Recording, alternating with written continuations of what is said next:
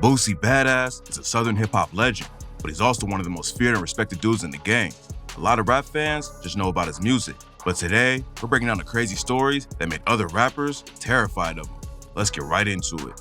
Boosie came up in Baton Rouge, Louisiana. Like a lot of dudes who eventually hop in the booth, Boosie wanted to be a basketball player first. He played sports and tried to stay out of the streets, but that all changed when his father was murdered. When he was 14, Boosie lost his dad and ended up moving in with his grandma. That's when he jumped off the porch and ended up getting kicked out of school. By that point, he was in the streets full-time and wasn't thinking about a basketball career anymore. But Boosie had other dreams too. He started rapping after his cousin Young D linked him up with a dude named CeeLo. CeeLo started showing Boosie how to move in the rap game, and later, they were in a group together called Concentration Camp. Boosie had a lot of skill from the jump, and at 17, he picked up a lot of buzz when he dropped his debut album, Youngest at the Camp. Working with CeeLo and the Concentration Camp was great for Boosie, but he was always too good to just be another dude in the rap crew. Youngest at the Camp put him on the map and turned a lot of heads in the industry, and the project was so good that Pimp C reached out and ended up signing Boosie to his Trill Entertainment label. Boosie spent the next few years going on a crazy run. He dropped project after project and was building a bigger audience with every release. And in 2005, he signed his first major label deal with Warner Records. Boosie made it out of the streets and into the rap game. He had been grinding it out for years, and all the hard work paid off when he got his major label deal. But right when it looked like Boosie was gonna break into the mainstream, he almost lost it all. In October 2008, Boosie was booked on drug and gun charges after the cops in Baton Rouge found weed and a pistol in his whip. He was facing 20 years for the weed and another 5 for the gun. But Boosie caught a break and was able to plead guilty to a third-degree weed charge instead. But in the time between Boosie's plea and his sentencing, the court put him on house arrest. What made the situation even more complicated is that Boosie already had shows booked at the same time. He had been sued for missing shows before and didn't want his family to go broke while he was in prison. So Boosie broke his house arrest to go perform. Boosie told Revolt, "I had to go do these shows these last 2 days to feed my family." At first, the judge gave him a 10-year sentence with 8 of them suspended. That meant Boosie would probably only spend a year in prison if it didn't cause any issues on the inside. But then, the judge found out Boosie violated his house arrest. After the judge found out about the concerts, he decided to double Boosie's sentence. At that point, he was still only facing a couple years in prison. But in 2010, Boosie caught a charge that almost cost him his life. In June 2010, Boosie was charged with first-degree murder for the death of a dude named Terry Boyd. Boyd was actually the brother of Boosie's baby mama. In October 2009, he was sitting in his homie Ben Hawkins' house when someone started letting off shots from outside the window. Boyd had only been out of prison for a month after serving 5 years, and he had been crashing at Hawkins' spot until he can get back on his feet. At first, nobody knew why Boyd was targeted, but prosecutors believed that Boosie was involved. According to them, Boosie paid a 17-year-old named Marlo Mike $2,800 to take Boyd out. Boosie was facing a death penalty if he was convicted, so he was put on death row at Angola Penitentiary until the trial was over. And even though Boosie hadn't been convicted of murder and was only serving time for simple weed and gun charges, they treated him like a known killer and had him on lockdown for 23 hours a day. Marlo, Mike, and Boosie were tight, and Marlo even lived with him for a while. Even though he was only 17, Marlo already had a reputation in the streets for being a shooter. He had spent a lot of time in juvie for violent charges like robbery and battery.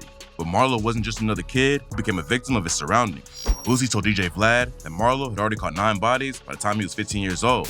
Marlo told his mom that he was hearing voices in his head and she tried to help him. But Marlo wouldn't go to the doctor because he didn't want to end up in a mental institution. After the cops booked him on Terry Boyd's murder, Marlo flipped on Boosie and said he killed Boyd because Boosie wanted him to. And 2 weeks after he shot Boyd, Marlo got a tattoo that said, "Yo Boosie, who's next?"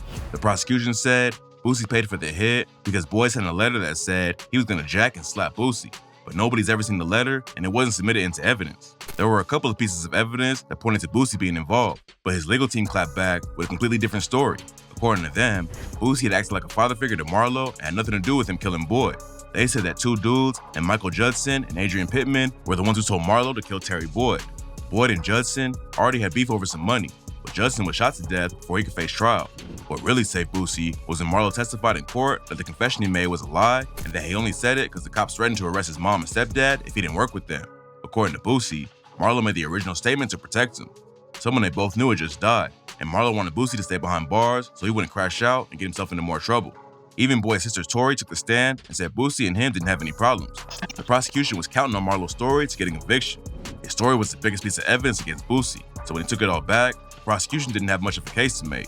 But murder wasn't the only charge Boosie was facing. While he was locked up, Boosie got hit with new charges for allegedly trying to smuggle drugs into prison.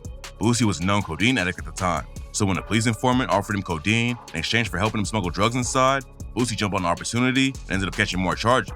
He pleaded guilty to the drug charges and got hit with an 8-year sentence. But then, Boosie caught a major break when he was found not guilty in a Terry Boyd murder trial. Then his legal team scored another win for him by proving that the drug charges were all a setup. And Boosie was finally released in 2014 after spending years fighting for his life behind bars. Boosie wasn't convicted, but spending time on death row for a murder trial still added to his reputation as a rapper who definitely shouldn't cross. Plus, a lot of people weren't convinced he didn't have Terry Boyd taken out. And eventually, Boosie's baby mama Tori came out and said, I still had to deal with that. That was mixed emotions. I couldn't explain that to my daughter at the time. She was 5. You know, your uncle got killed by your dad. Nobody knows for sure what went down, but even the rumor that Boosie had his own baby mama's brother killed made a lot of rappers scared of him. And Boyd isn't the only dude Boosie allegedly paid Marlo to take out. During his trial, Marlo admitted to killing another rapper named Chris Jackson. Jackson and Boosie were beefing, and in 2009, Jackson was shot in the head and killed. Boosie wasn't booked for the murder, but an informant told the FBI that Boosie had put 30 racks on his head. The cops didn't have enough evidence to charge Boosie, but Marlo went down for all the murders and got hit with a life sentence. Boosie avoided the police for almost a decade after beating the murder and drug cases, but last year, he almost went straight back to prison. In July 2022, he was pulled over for an obstructed license plate, and Boosie lost it and the cops cuffed him. He started yelling and threatened to spit on them. Then, Boosie told the cops to take their badges off so they could fight. Luckily, the cops let him go with just a citation for weed, but a month later, Boosie was pulled over again for speeding. While the cops had him cuffed, Boosie started spitting bars from his track, set it off, and f***ed the police. Even though he spent time on death row, Boosie made it clear to everyone that the police didn't scare him at all. Allegedly being involved with hits isn't the only reason other rappers are afraid of Boosie. He survived a wild life and never let anything slow him down. He fought through cancer, lives with diabetes, went to death row, and survived getting shot in the leg, and Boosie never stopped dropping music for his fans. He has 10 solo albums, 7 collab albums with other artists, plus over 40 mixtapes. And when it comes to Southern hip-hop, Boosie is a certified living legend.